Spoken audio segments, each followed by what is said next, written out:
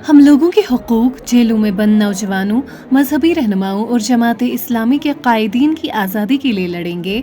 इंतखाब लड़ने वाले नामालूम हैं जब तक कि जमात अपने बैनर पर इलेक्शन नहीं लड़ेगी।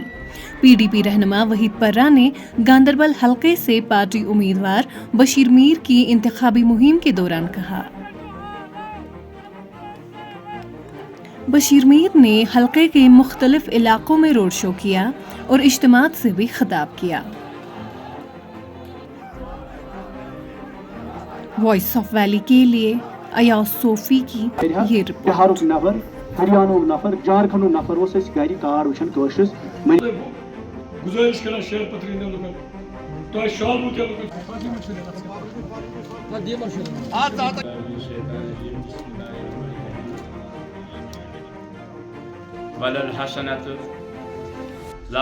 इंशाल्लाह जिस हिसाब से मैंने यहाँ लोगों में रुझान देखा गांदरबल में, आप देखेंगे कि 2002 की तरह गांदरबल डिस्ट्रिक्ट, गांदरबल कॉन्स्टिट्यूंसी और Kangan constituency will throw a surprise and Bashir साहब और कंगन के हमारे candidate both will be victorious in this election. दोनों इलेक्शन इंशाल्लाह जीतेंगे और यहाँ के लोगों ने मूड बना लिया है 2002 की तरह कि उनको एक ऐसा कैंडिडेट चाहिए जो एक्सेसिबल हो, जो उनके पास हो, जो उनके साथ रहे और अवेलेबल हो। ये नहीं कि कोई एक बार 6 साल में, 7 साल में, 8 साल में, 10 साल के बाद आपके इलाके में आपको सलाम करने आए, एक कॉन्स्टिट्यूंसी से दूसरी कॉन्स्टिट्यूंसी में माइग्रेशन करे।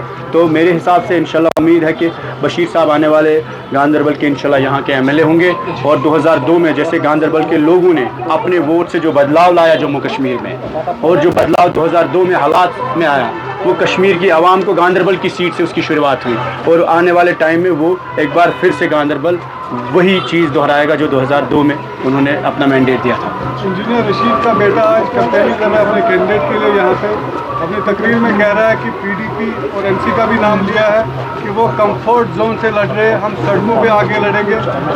जो कश्मीर का मसला है, जो यहाँ पे खून खराबा हुआ, वो सब आपकी वजह से हुआ। देखिए, हमारी हमदर्दी है जो भी कैदी जेलों में हैं और हम चाहते हैं हर शख्स को रिहाई मिलनी चाहिए।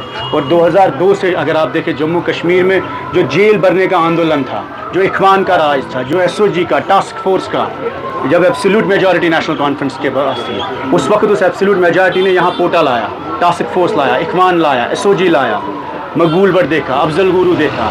और आज की तो तारीख में जो लोगों को रिलीफ देने की बात होती है, जब कभी भी उसकी बात होती है क्रैकडाउन ख़त्म करने की बात, उसमें PDP का हाथ है, रोल है। और इंशाल्लाह आप देखेंगे आने वाले टाइम में जो पॉलिटिकल प्रोसेस की ज़रूरत है, बातचीत की ज़रूरत है, उसकी शुरुआत एक बार फिर PDP करेगी। और हमें रशीद साहब से कोई रिएक्शन नहीं देना है उनके स्टेटमेंट में, उनकी अपनी राय होगी, उनके बेटे की अपनी राय होगी। हमारा मुद्दा है कि जो